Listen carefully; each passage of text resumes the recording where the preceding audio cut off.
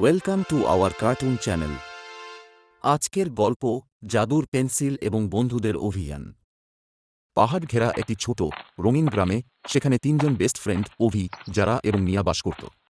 অভির বাড়ির চিলেকোঠা ঘরে তিন বন্ধু একটি পুরনো কাঠের বাক্স খুঁজে পায়। বাক্সটির ভিতরে তারা একটি অদ্ভুত পেন্সিল আবিষ্কার করে, যার গায়ে সোনালি নকশা খোদাই করা এবং যা হালকা আভা ছড়ায়। যখন যারা সেই পেন্সিল দিয়ে একটি সাধারণ ফুল আঁকে, তখন সেই ফুল জাদুকরীভাবে জীবন্ত হয়ে ওঠে এবং তাদের চোখের সামনে একটি উজ্জ্বল সূর্যমুখী হয়ে ফোটে। বন্ধুরা বুঝতে পারে যে তারা এক অসাধারণ কিছু আবিষ্কার করেছে। পেন্সিলটি তাদের একটি মানচিত্র দেখায়, যা নিজে থেকেই টেবিলে মিয়ার আঘাতের সাথে প্রকাশিত হয়। মানচিত্রটি একটি গুপ্তধনের সন্ধান দেয় যা মায়াবী বনের গভীরে লুকিয়ে আছে। তারা সেই অভিযানে যাওয়ার সিদ্ধান্ত নেয়।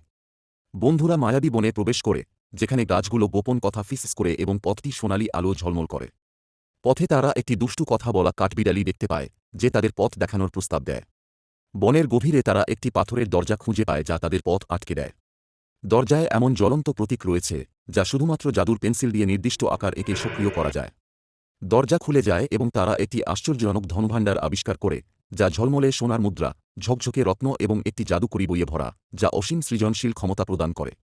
তিন বন্ধু গ্রামে ফিরে আসে এবং প্রতিশ্রুতি দেয় যে তারা জাদুর বই এবং পেন্সিল ব্যবহার করে অন্যদের সাহায্য করবে এবং সবার জন্য চমৎকার কিছু সৃষ্টি করবে। গল্পের নৈতিক শিক্ষা: সৃজনশীলতা এবং দলগত কাজ অসাধারণ সম্ভাবনার দ্বার উন্মোচন করতে পারে। একসাথে কাজ করে এবং তাদের নিজস্ব প্রতিভা ব্যবহার করে, বন্ধুরা শুধু ধনসম্পদেই খুঁজে পায় না, বরং তাদের জগতে আনন্দ এবং জাদু ছড়ানোর ক্ষমতাও খুঁজে পায়। আরও বেশি মজার শিক্ষণীয় অ্যানিমেশন কার্টুন ভিডিও পেতে চাইলে আমাদের চ্যানেলটি সাবস্ক্রাইব করুন